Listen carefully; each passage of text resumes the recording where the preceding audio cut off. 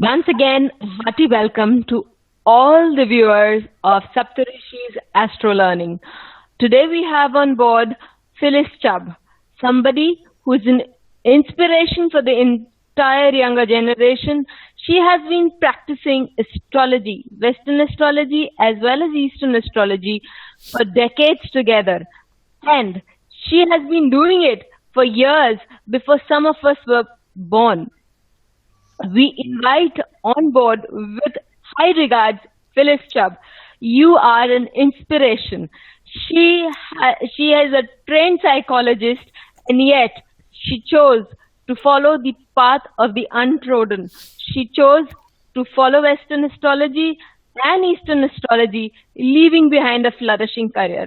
Hats off to you, Phyllis, and thank you for coming on board. Here, presenting your Phyllis Chubb. Thank you very much. There is something I need to correct here. In the province that I live, because I do not have a PhD, I have a master's degree, you cannot call me a psychologist. It's a technical point, but it's a legal point, and we have to pay attention to that. So yes, I am a counselor, it's called, as opposed to a psychologist, although I did study psychiatry as well, but with only a master's degree, you cannot use those titles. So, most important. And yes, I have studied for a terribly long time. It doesn't seem that long.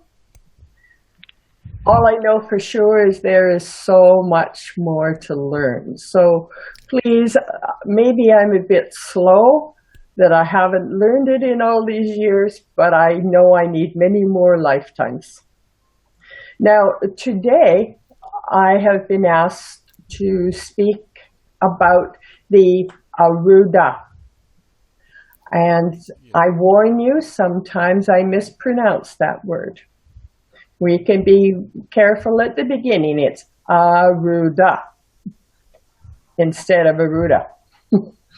So, long as you will understand as I go through, if I sort of bend the words a bit. Now, we'll understand you through and through, Phyllis, and our people out there, all our viewers are going to love you. Please feel free to share all that you need to and more. Well, this is going to be an introduction. This part one is, I've developed it with the thought in mind that it's a new presentation for someone. And as I was doing it, I thought of a way that a new student can look at the Arudha and consider it the third chart.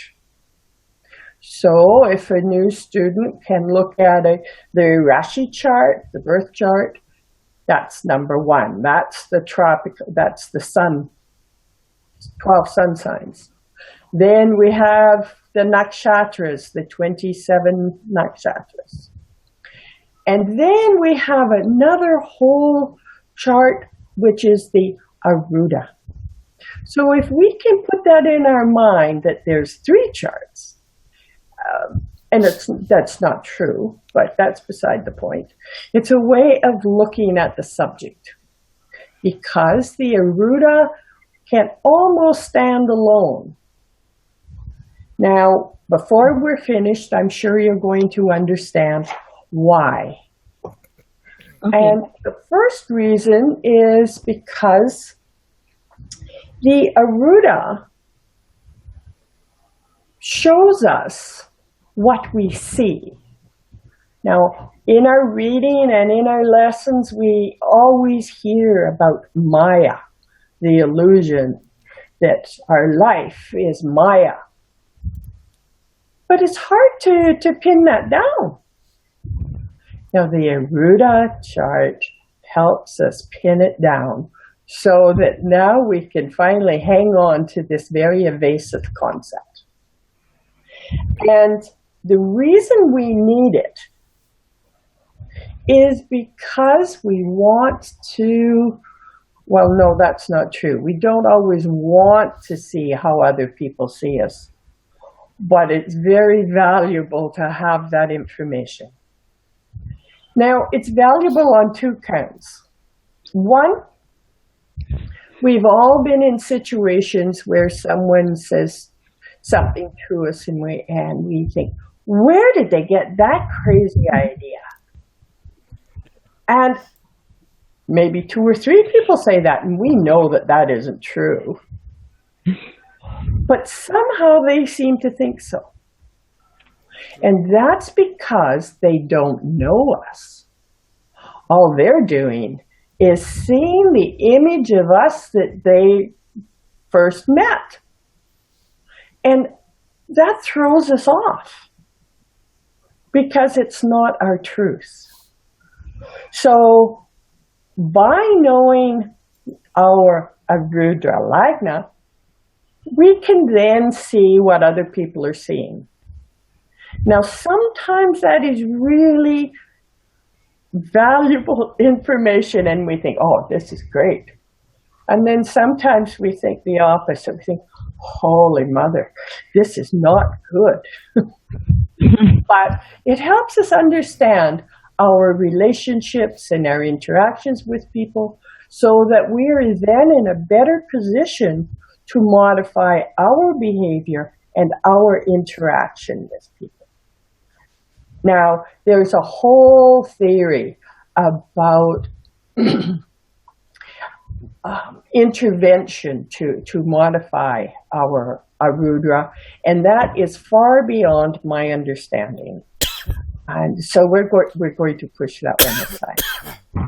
But there are various remedies that can be used. And that is a topic unto itself.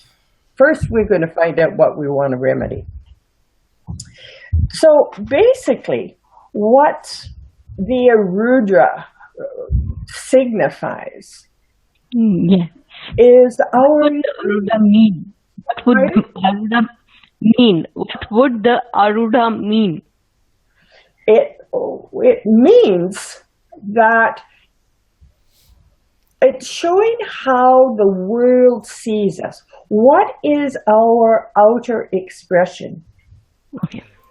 Where our Lagna, or ascendant, is our truth.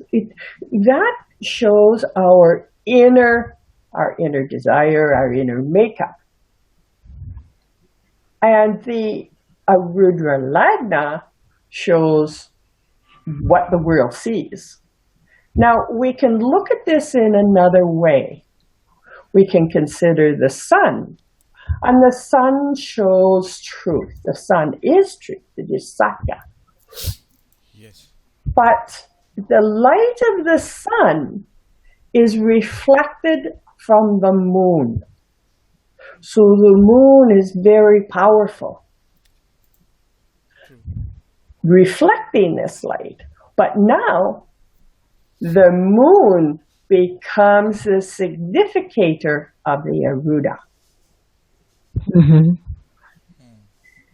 And that is because when we see these two, the sun and the moon, one is truth, one's a reflection. Our Lagna Lord is our truth. Our Lagna is the truth. The Arudha Lagna is what other people think. And truth never has to enter that picture. You know, it gets modified.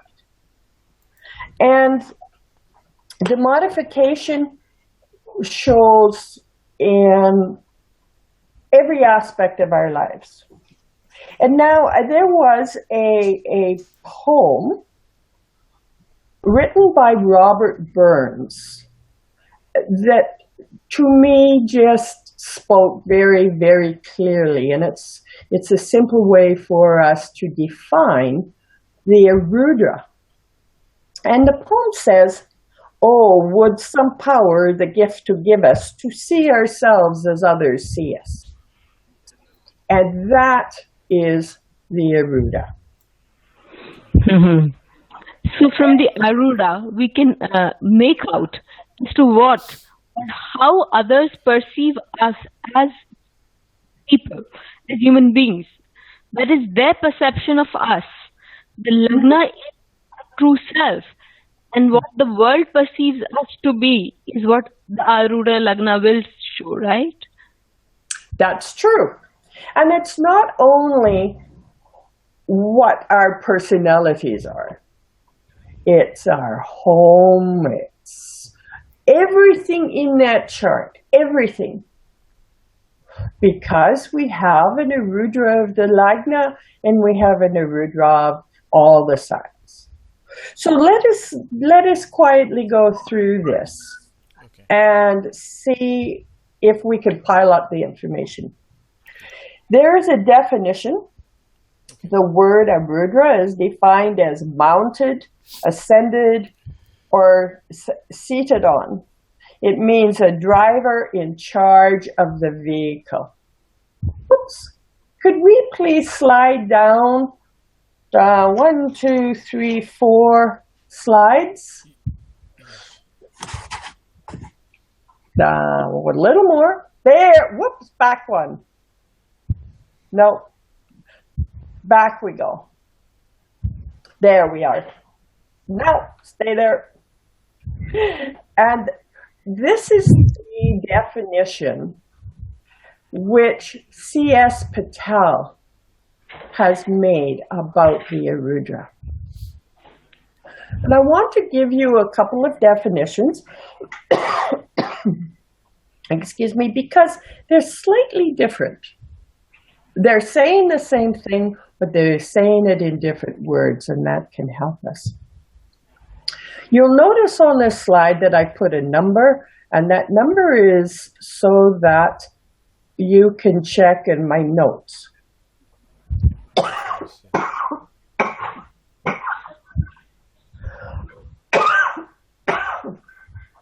Excuse me, I trust you can cut this out. Yes.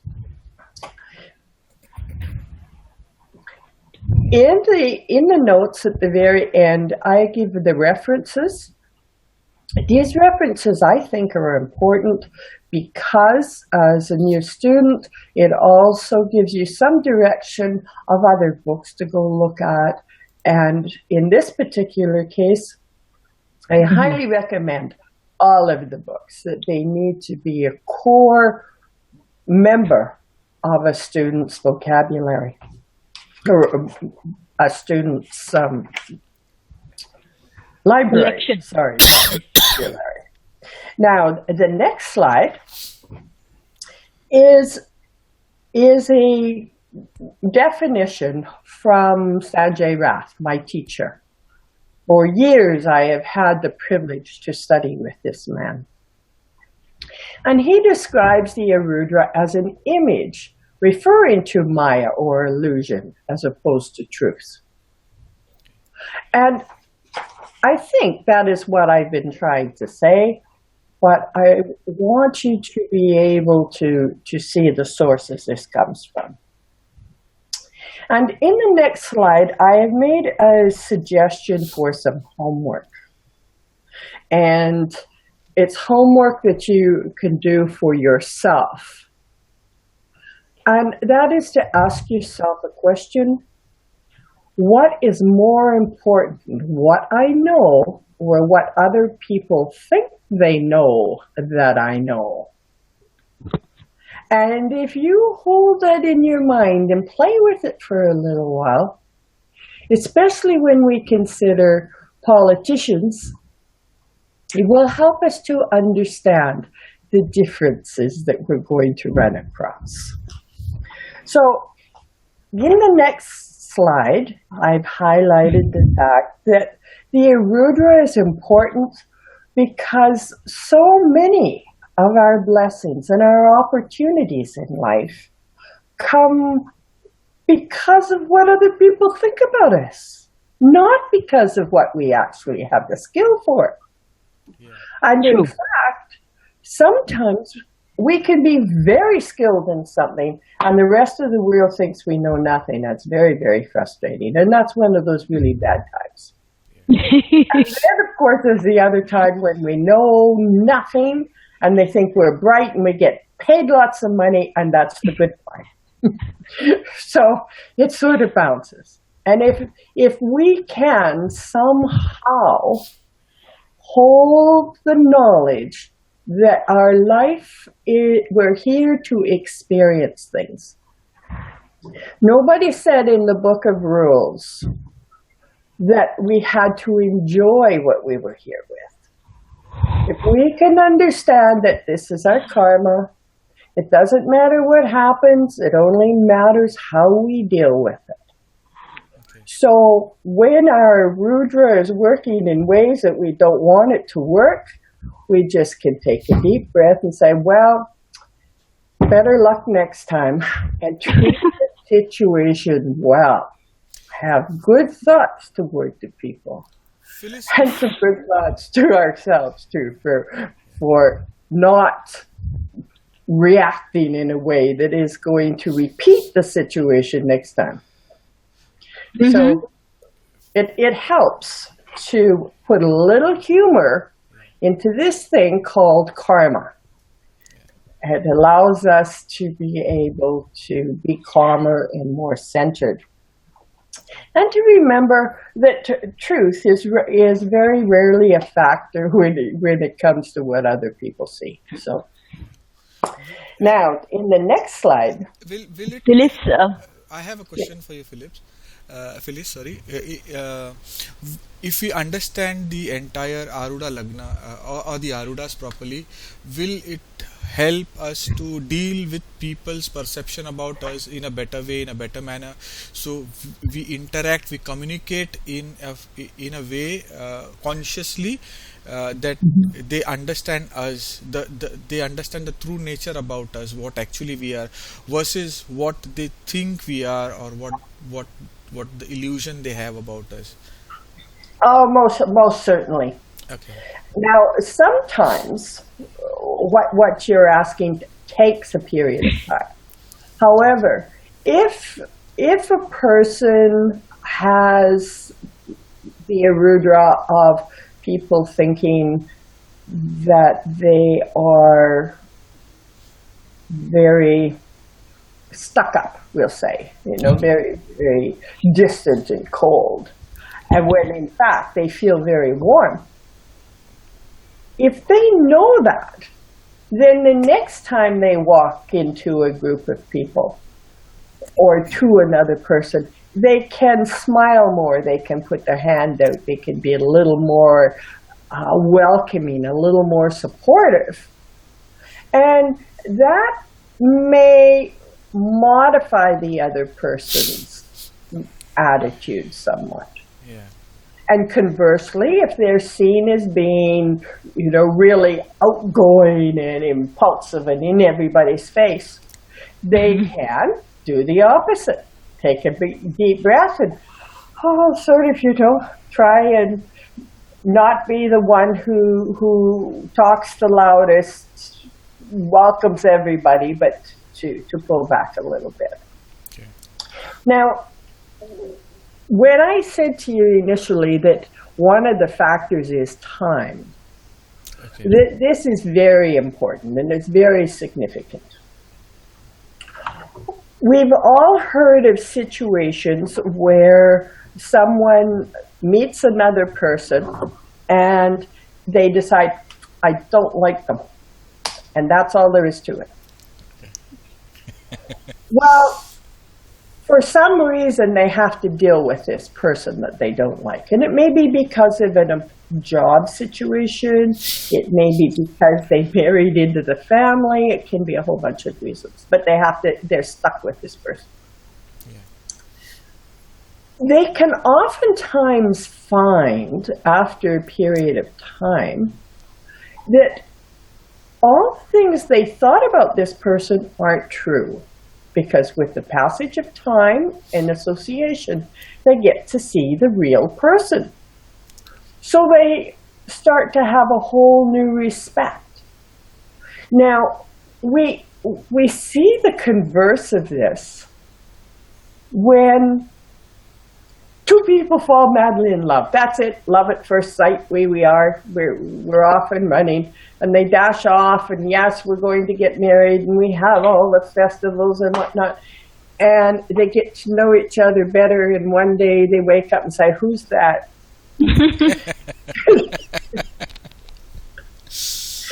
And that's the Arudha. And that's why there should not be instant marriages. You gotta have some time. Yeah. Because you can do this with friends as well as you can with lovers. So that's how that works. So are you telling us, Phyllis, sorry to interrupt again. Are you telling us that we should also, while marriage matching, also check the Arudas and see how the other person views the, the mate? Oh, no, certainly. Of course. Now, I would like to avoid getting into that too much right now, other than to say that yes, it's a factor. Because in part 2 that I am going to deal with that factor in regards to relationships and the blend of the Arudha Lagna and the Upapada Lagna, and get them all together and make it a little more interesting than this is as an introduction. So I'm going to sneak out of that. I think we'll have the audience waiting for it. Well, we'll see. We'll see. Now, in the next slide, I'm going to raise another point. And we have to use humor in this one too. Because if we can see the illusion of how other people see us, we must be able to see the illusions we hold about ourselves. Now, it's okay for us to think someone else has an illusion, but it's not okay for us to think we're deluded. So that's a little harder to deal with. Yeah. So today, we're going to leave that. Today, we're only going to talk about the Arudras of the Bhavas, of the houses, and of the planets. And we're not going to talk about the Arudras of the planets. Now, I raise this because it's important for us to know that there's more than one side to these Arudras. And it's like everything else in Jyotish. There are exceptions, and there's two sides to everything. So we have the Arudha of the signs, and we have the Arudha of the planets. One says what the other person is deluded about, and the other one says what we're deluded about.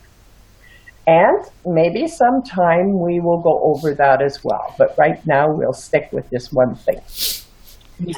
So now we're going to deal with some facts. So the next slide, please.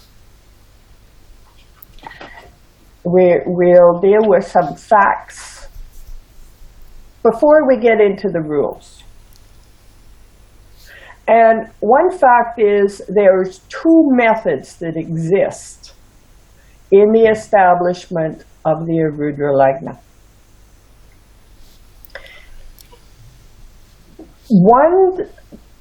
May I go back, please? Or would you please go back? Thank you. One school of thought, and I believe this is very common, at least it is with my guru, with Sanjay Rath,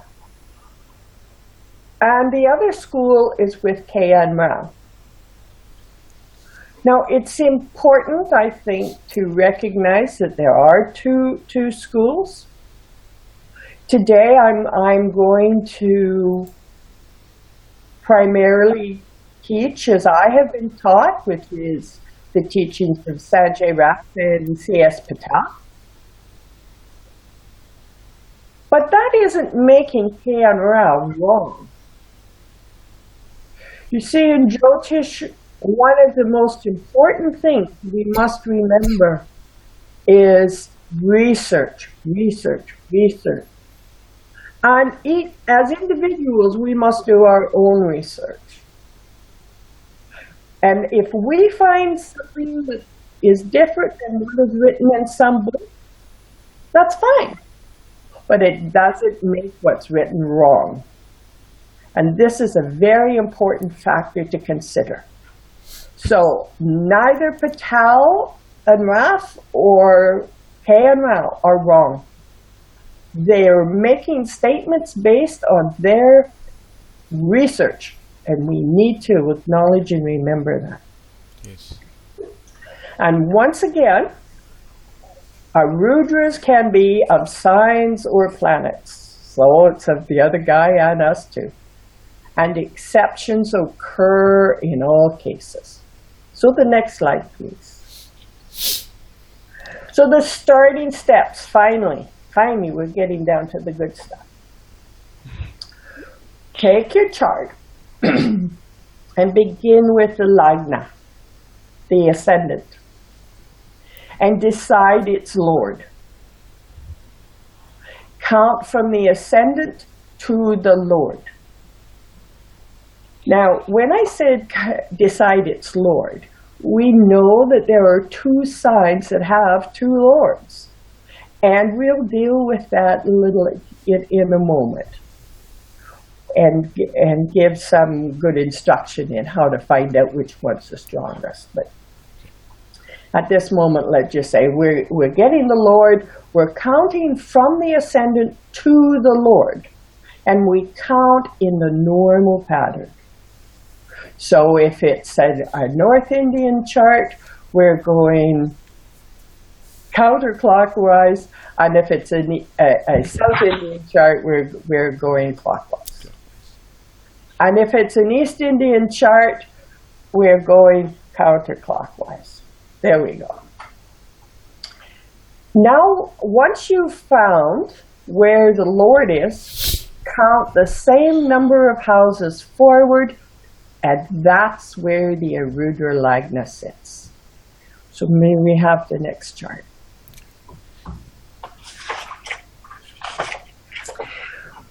This chart of Tagore, a famous, beautiful poet, we will start with. If we look at his ascendant, we see that it is Pisces. And I put up these two chart formats because I think one or the other is the favorite. And for myself, as much as I use all three, I prefer the North Indian because I'm lazy. So here we start with Pisces as the ascendant. So the Lord of Pisces is Jupiter. We count from Pisces.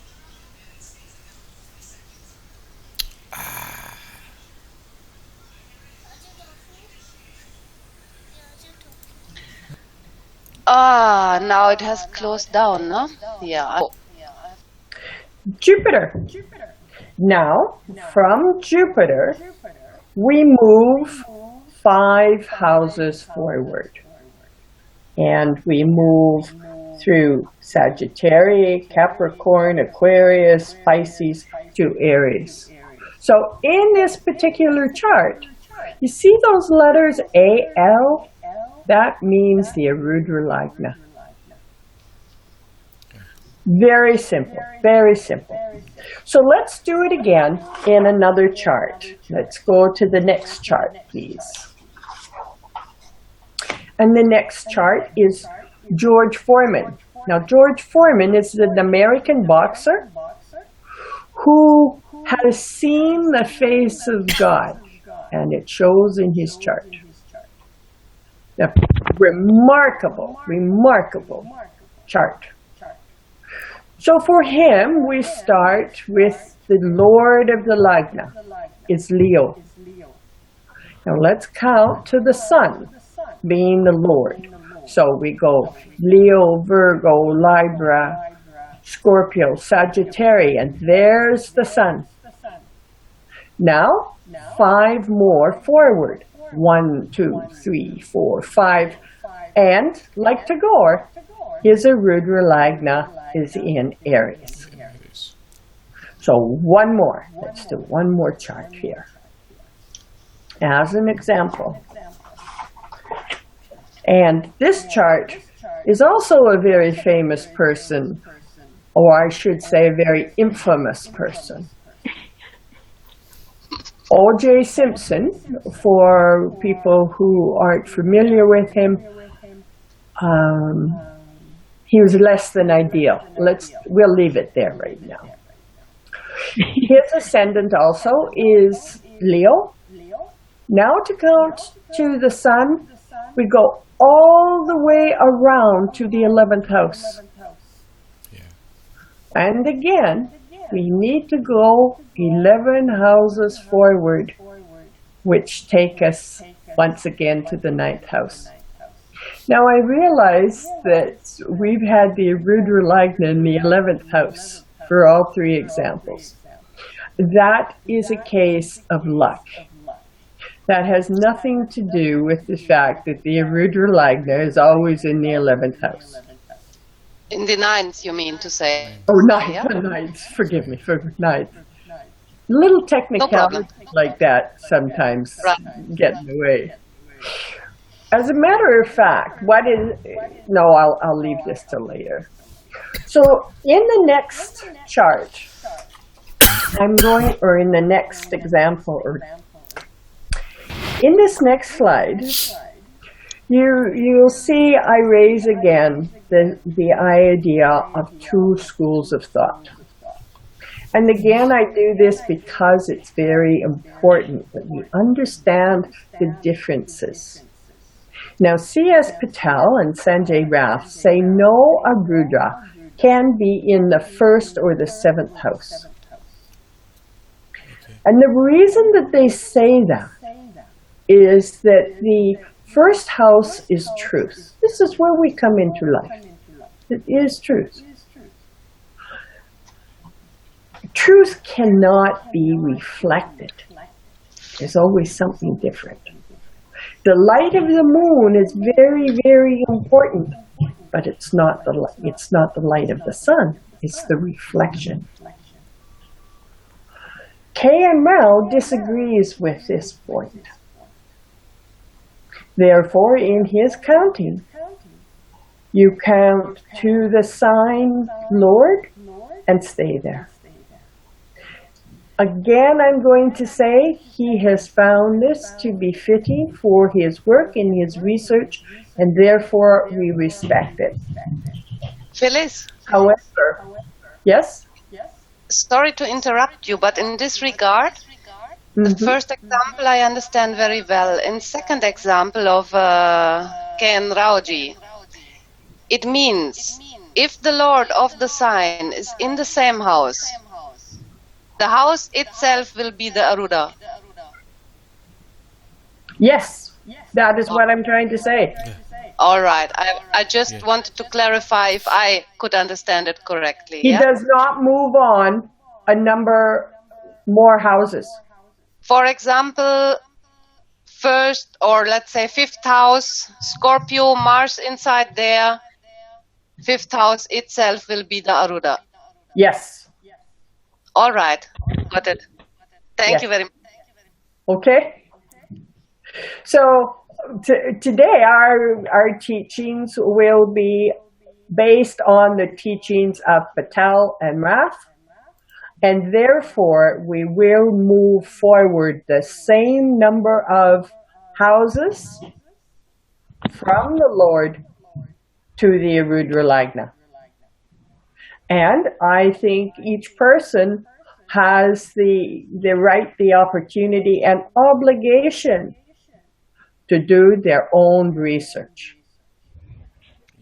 So now that that's clear, we can move on and get going on an example here of what to do when the Arudha falls in the 1st or the 7th. This chart of Maria Montessori. This woman was one of the first doctors in Italy, a brilliant person who devoted her life to the psychology of underprivileged or so-called rejects of society.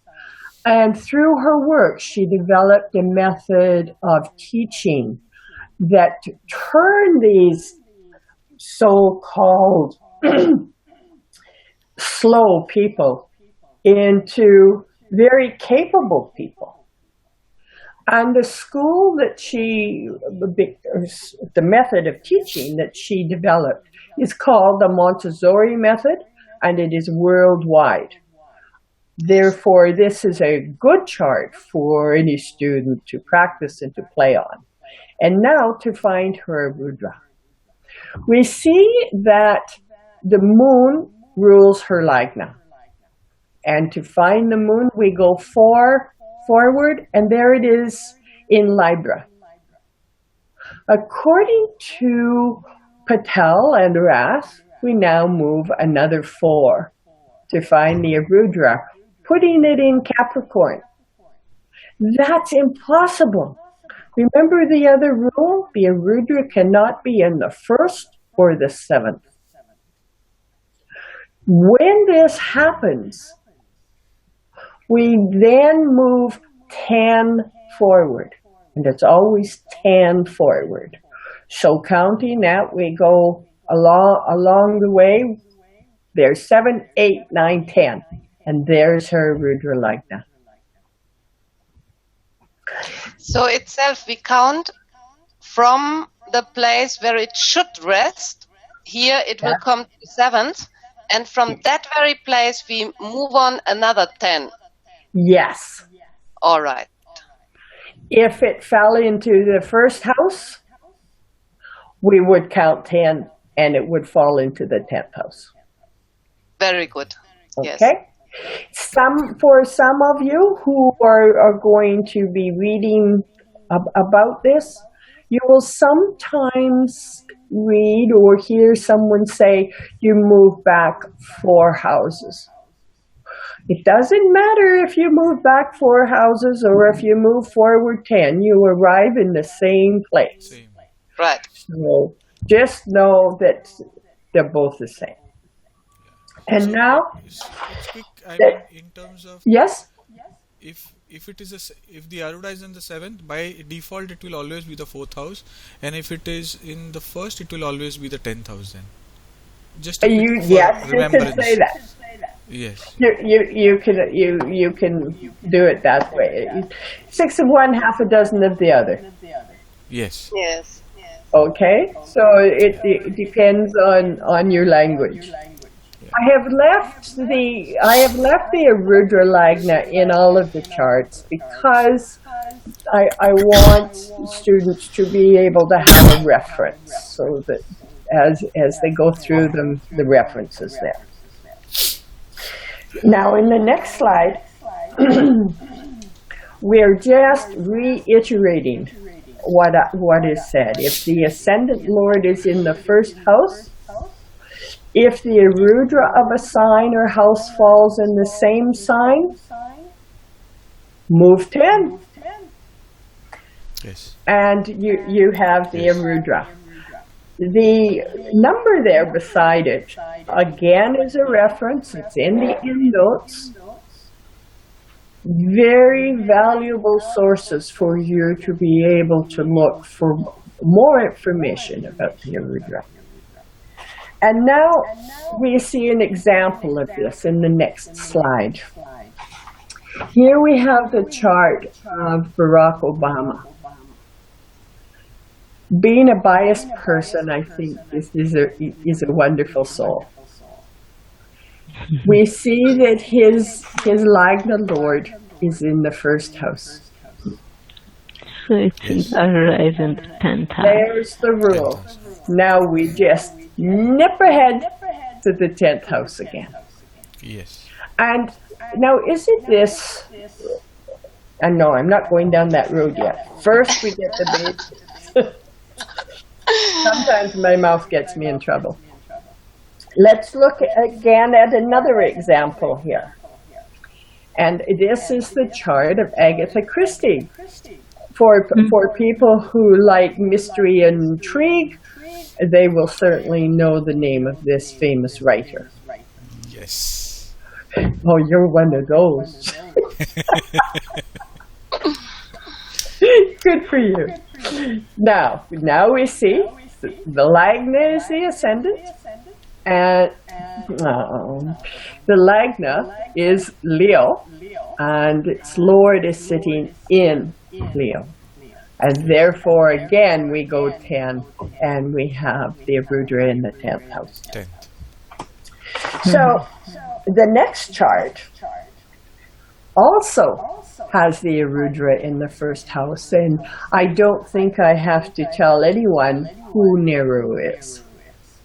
This person will always be known, and following that rule with the moon so well placed in the first house, definitely is a very famous person. And again, the Arudha falls into the 10th house. 10th house, yes. So, yes. So, the next slide, we have another political leader, Abraham Lincoln. And I don't think it's unrealistic to think that people may have heard of him around the world. Again, with the moon. Here we see Saturn is the Lord. So we need to count to the 11th house. From Saturn, we count 11 more, go 7, 8, 9, 10, 11, and his Arudha is in the 9th house. So in the next slide, we see, or we start to see the beginning of potential problems. And the potential problem, of course, is Scorpio and Aquarius. And the fact that they have two rulers. Now, I know that there is considerable discussion around whether or not this is true. However, both Rishis, Parasara and Jaimini, both say that these two signs are ruled Scorpio by Mars and Ketu, Aquarius by Saturn and Rahu. So, being a good little girl, I'm going to follow this. And this is how I'm going to teach. So now we can see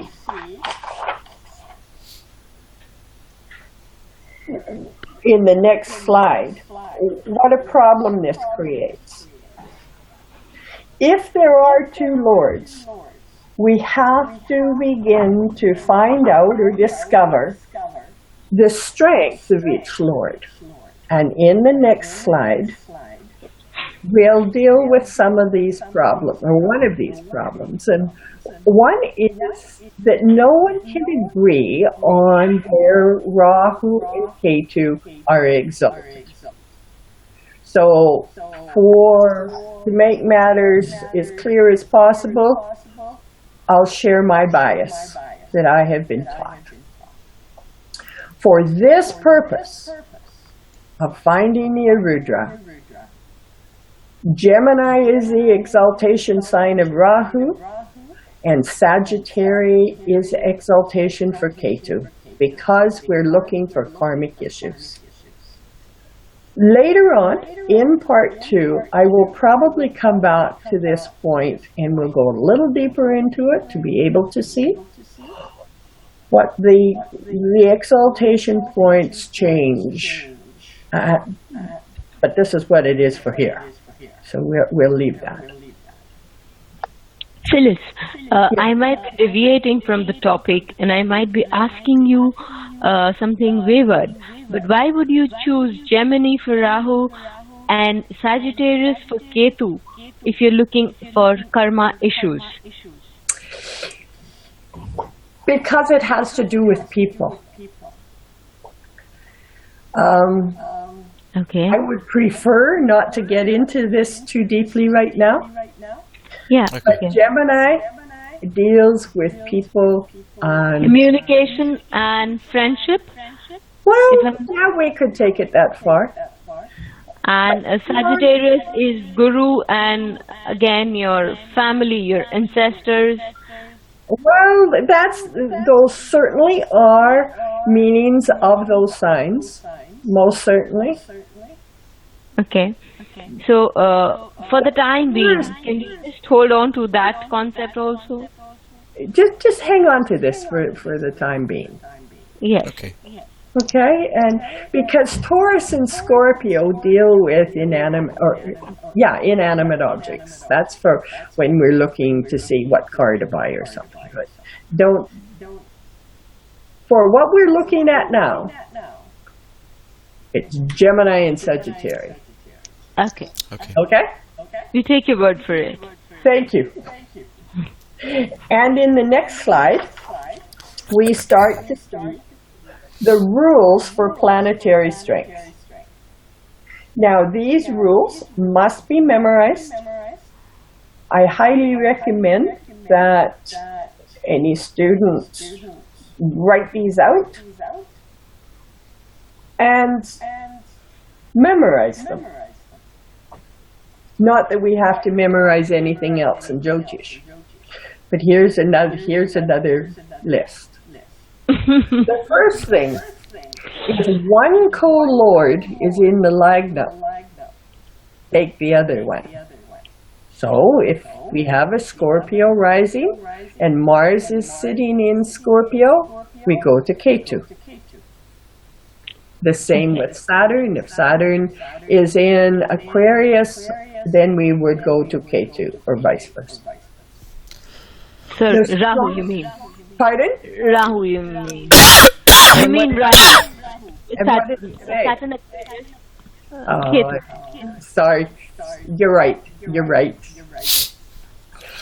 Strange things pop out of this mouth sometimes. The strongest planet is joined or aspected by the most planets. You see, all these rules are set up in a hierarchy. If the first rule doesn't apply, we go to the second rule. If the second doesn't apply, to the third, and so on.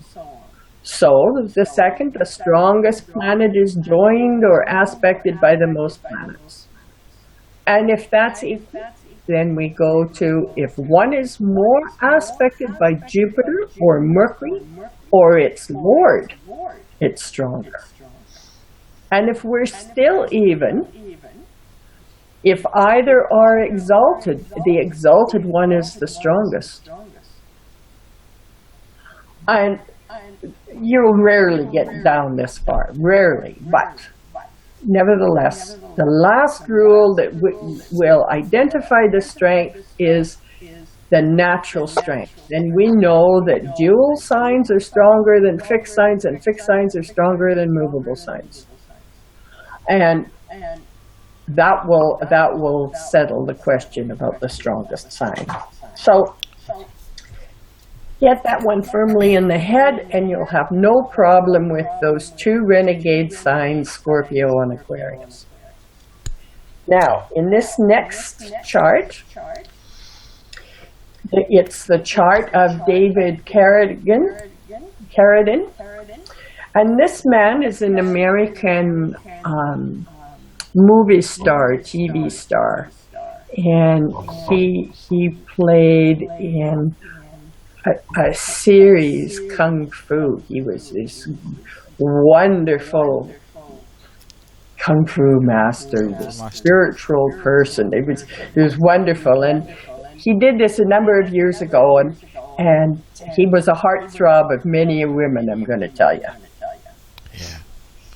The sad thing about this chart, and it may be a source of research for people, is his demise has lots of mystery around it.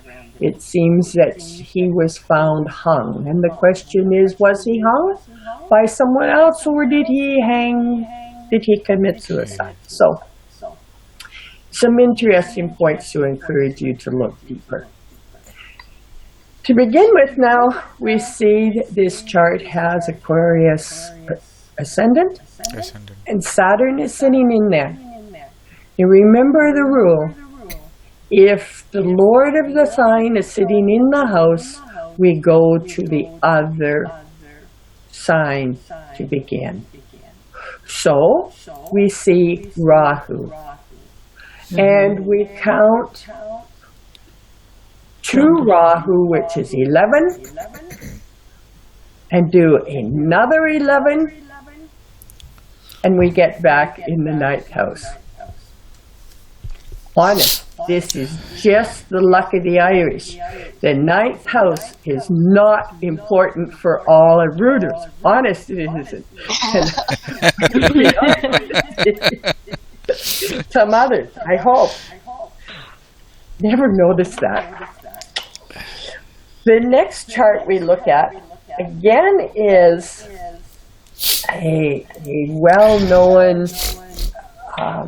politician, especially in the United States, and the person's name is Spiro Agnew.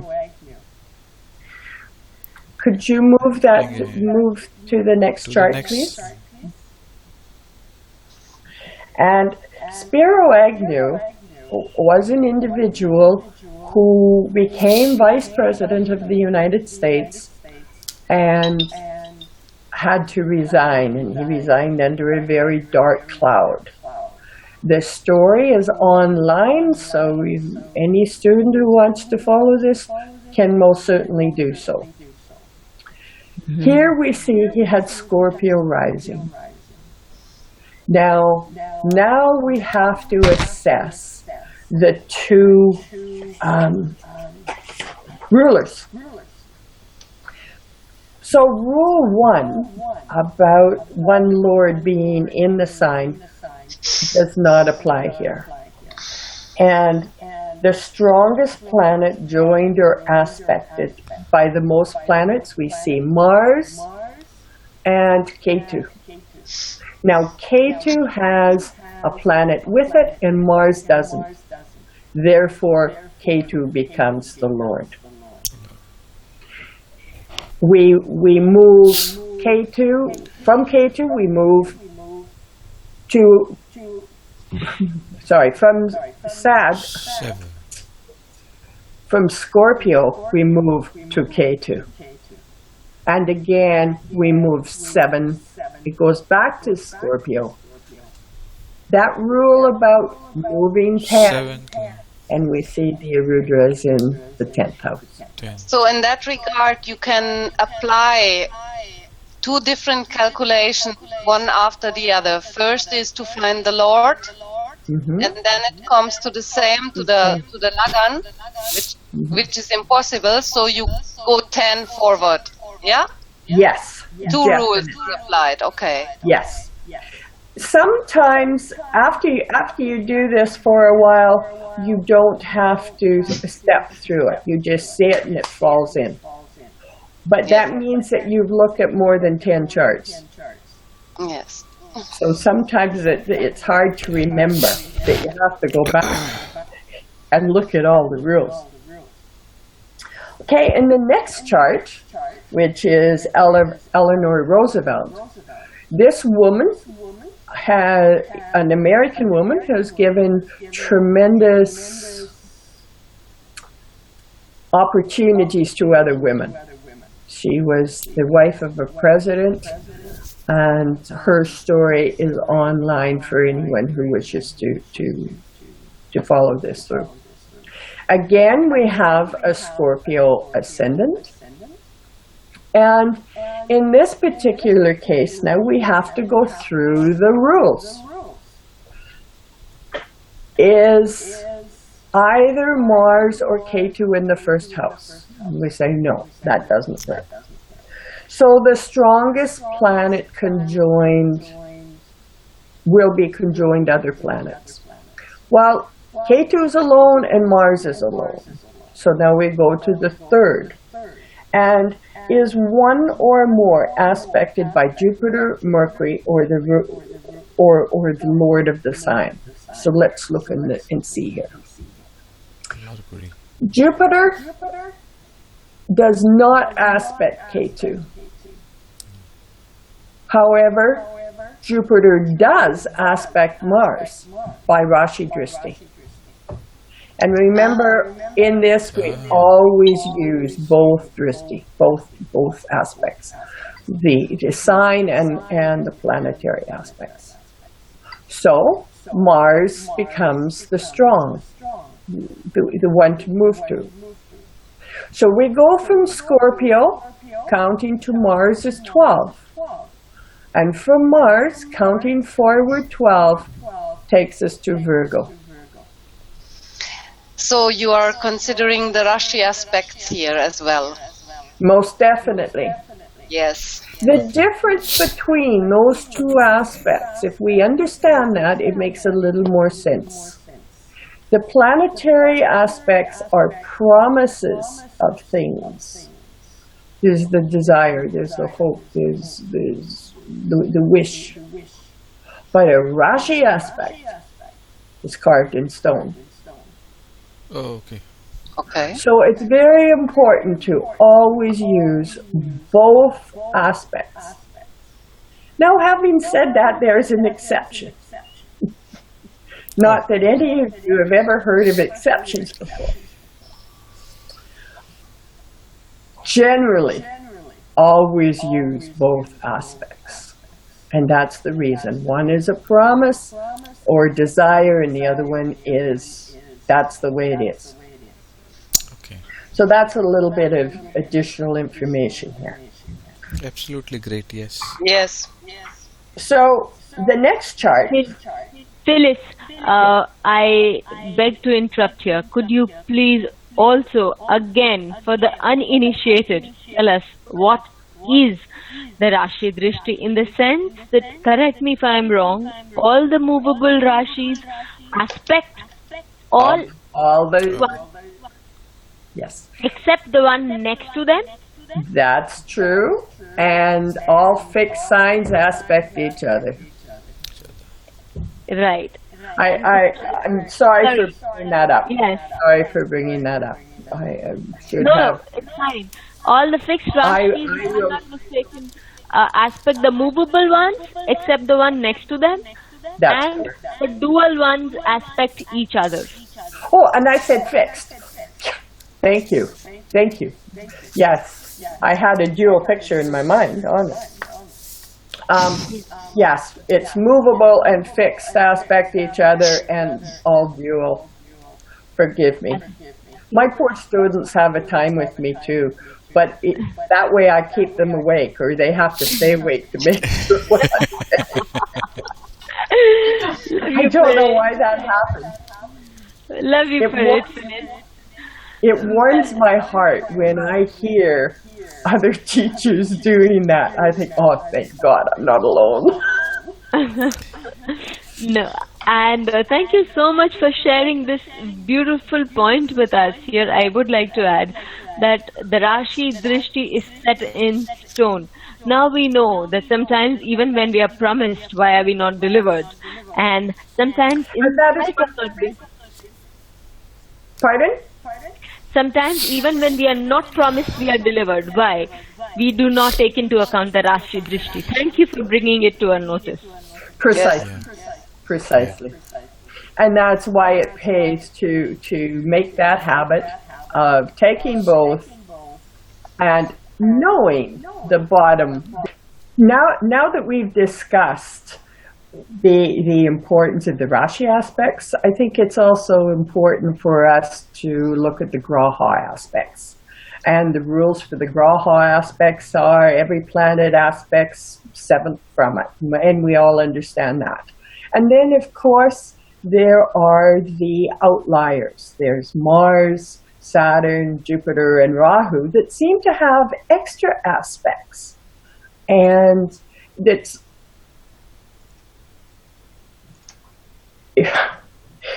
always interesting to find out, well, why do they get extra aspects and Venus and Mercury, the sun and moon, of course, don't. And the reason for that is Venus and Mercury are between the sun and the moon. And being between the sun and the moon, they're so very close. They have poor visibility.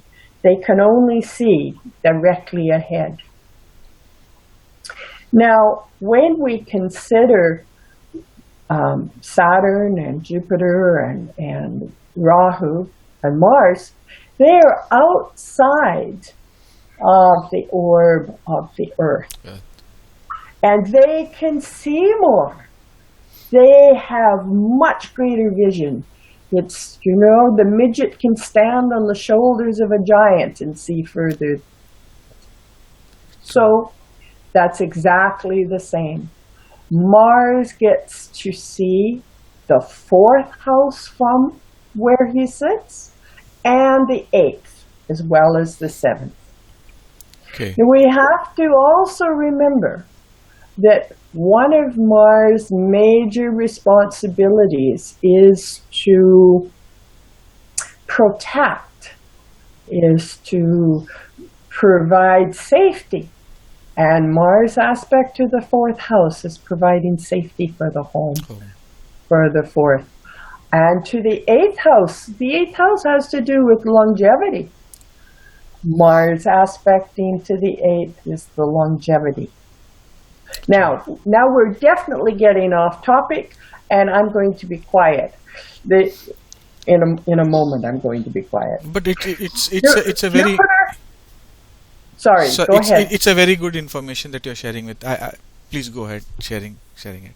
Well, Yes. Saturn in exactly the same way. Saturn gives so much. We all think of Saturn as being this mean denier of opportunities, delays, and all sorts of good things. Whereas Saturn supports and helps. None of us can achieve anything without Saturn. And the moment we can become friends with that planet, the better off we are. Mm-hmm. Saturn aspects the 3rd house, and the 3rd house represents our tenacity, our willingness to stay focused, to put effort in. And remember, that's an Upachaya house. We've got to use our own consciousness and our own effort. And we do so with Saturn. And Saturn also aspects the 10th from where it sits. Well, how can we have any achievement in life without effort? Yeah. Mm-hmm. So that aspect is supporting. It is not something to fear. Jupiter, on the other hand, Jupiter has the 5th aspect, the 5th and the 9th. The 5th is our house of Purvapanya. There's a house, and I may have mispronounced that. It's the house of previous good, or of good fortune. The Purva Punya. Yes, so much true. I did pronounce it right. Yes, you did. Oh, what do you know? That's the house of our future. And the 9th house is always the house of our past. Yes. What have we got from our forefathers, from our teachers, from those who went before us? So you see, Jupiter is giving support from our past, from authority, and it's making our future better. So Rahu has exactly the same aspects as Jupiter. True. Now this is where it gets a bit interesting. Because you know that Jupiter has no body. Jupiter only has a head. Rahu. Rahu. I am so sorry. See, we were not sleeping, Phyllis. So your test is So you're testing your students, okay? Yes, I'm making sure you alert. Okay. Yes. This time I passed the test. Okay, Rahu only has a head. But we know from the story of Rahu that he got the Amrita, the Nectar. wine, the nectar of life. Yeah. But he couldn't swallow it. He couldn't keep his body because Vishnu threw his discus and cut his head. And because he got that Amrita based on greed, that is something that Rahu is carried over. So there's a bit of a difficulty with Rahu. So when Rahu looks at the past, well, maybe he's bringing things that aren't so good that we were involved with. And when he's aspecting to his fifth aspect, maybe he's attempting to lure us into things that maybe we shouldn't consider. Mm-hmm. So that is a way of looking at those graha dristis that bring them a little more alive and make us a titch less judgmental about the graha, because the graha all have two sides. And as much as Rahu is seen as being a bad person or a bad graha, Rahu can give motivation because of his desire, desire to achieve. Now that can't be all bad. And what matters is what is our desire and what are we moving toward. And that shows with everything else. So use both sets of dristi and you'll get much more information. And now we'll go back to what we were originally talking about. And unfortunately, I have a habit of deviating. What about Ketu? Yes. We missed Ketu. Ketu does exactly the same as Rahu. Okay. Ketu is seen because Ketu is, and I get very confused about these statements too. Ketu is dead because he didn't get the Amrita. Yeah. And yet Ketu is very powerful. True. Ketu has to do with moksha. Yeah. Highest spirituality. Okay. And the greatest illusion. Oh. So with his aspects, with Ketu, you do get beautiful spirituality, or you can get spirituality. And the spirituality can come from the past. Oh, okay. But you can also get illusions. And now, as we talk about this leads us off into another whole path. And that whole path has to do with what do we get from the ninth house, because we all have our forefathers. And there is an expression, I think, in just about every culture. The sins of the father are visited on the son for 7 generations. Yeah. So this is where we can start to see the continuing life and the vitality within this chart. And now we're going back to a root crystal.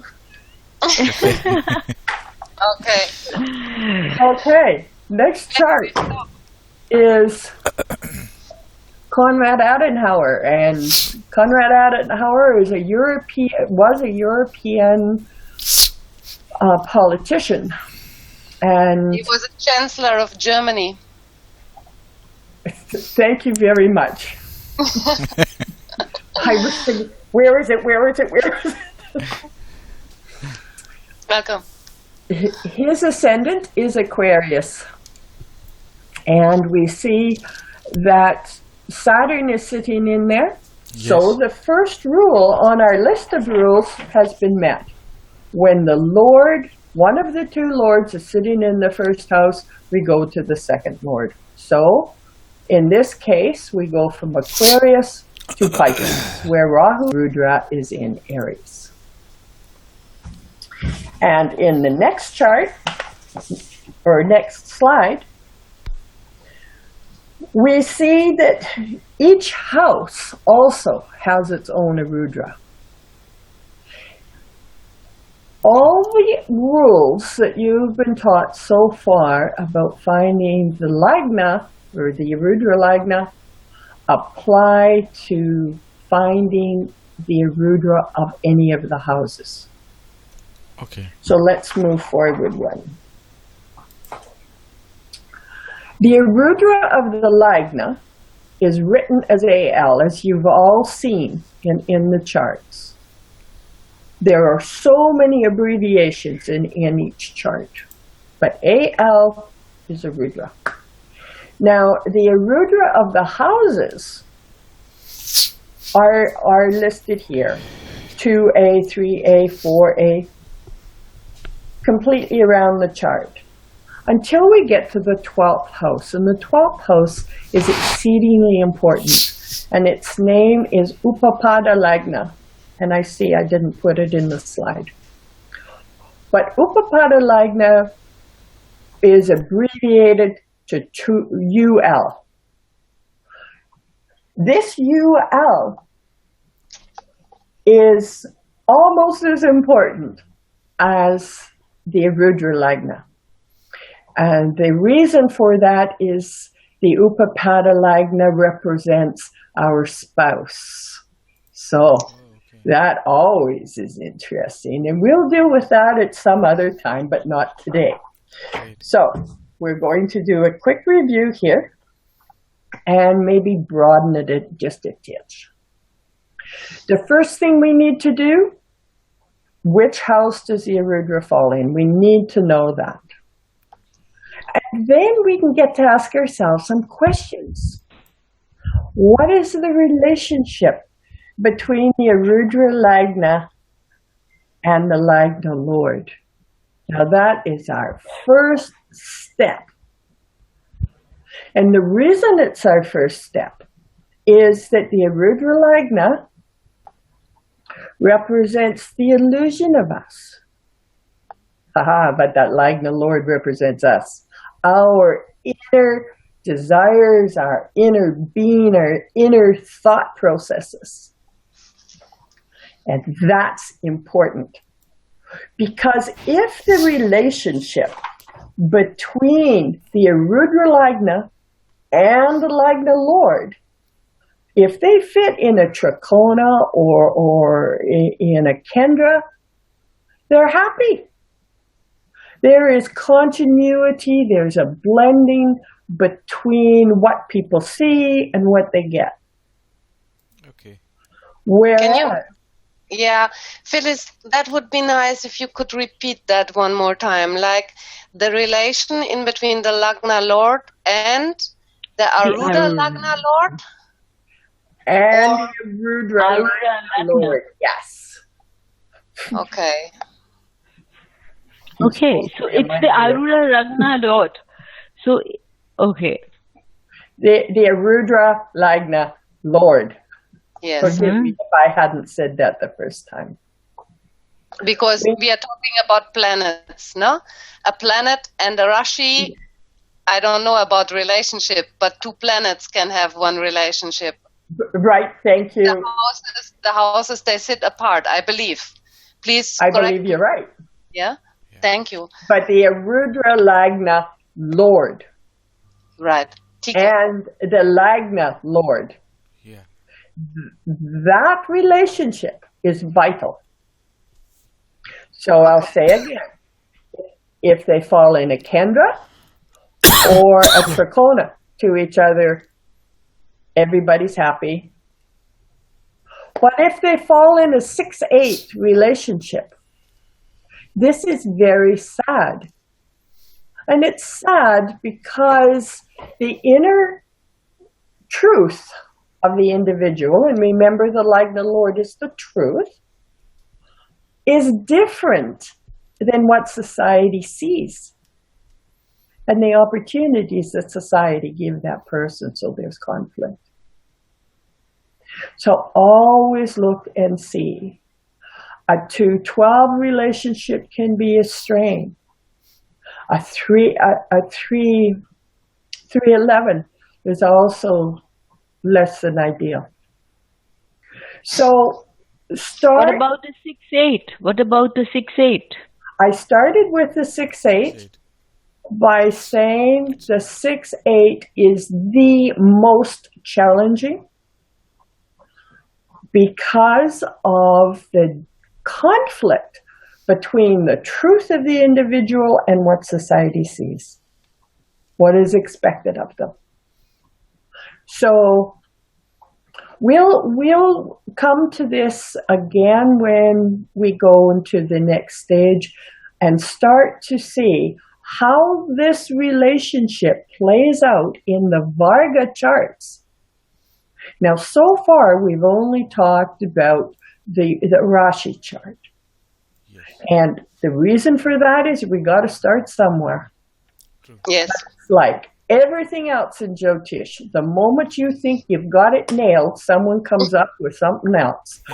So, the Arudras are no different.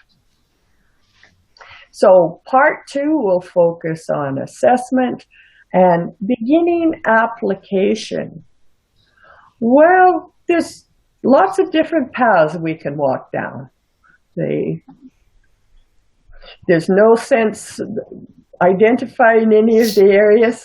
I know that one that is very popular is that of marriage, checking the relationship between the Arudha Lagna, the A7, and the Upapada Lagna. I mean, that's always good for fun. So we may consider a whole lecture on that. But we'll see. We'll see what happens. And if anyone has any questions, drop me a line and I will do my best to clarify it, and I will try and say what I'm thinking in future. So that is great. That is great, Phyllis, because on the YouTube channel, people can and they must use this function to put the questions there, because as it seems, we're gonna do more than one video with you upon the assessment and the application of this. So it will be great to answer the questions, no? Absolutely. Well, And you Phyllis, said you wanted 2 sessions, so we will make it more than 2, Phyllis. When we have a gold mine in front of us, we don't really want to do it with only a few nuggets. I'm only a student. Don't forget. That's your humility speaking, and that is, Yes. as my beloved and late grandmother used to say that a tree with fruits is the only one that bends. And so I truly take it that you are a warehouse of knowledge. And with that ending note on Saptarishis Astrology, Astro Learning, we were really very happy to have you here. We continue to want you here and wish to see you here for more than n number of videos.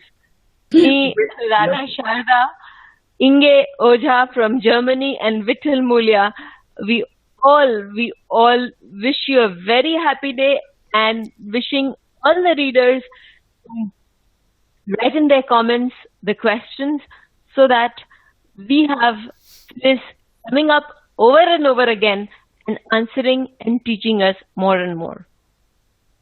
Thank you, Phyllis. Well, thank all of you. I do appreciate this. Yes, thank you. Okay. Namaste. Namaste. Bless you all.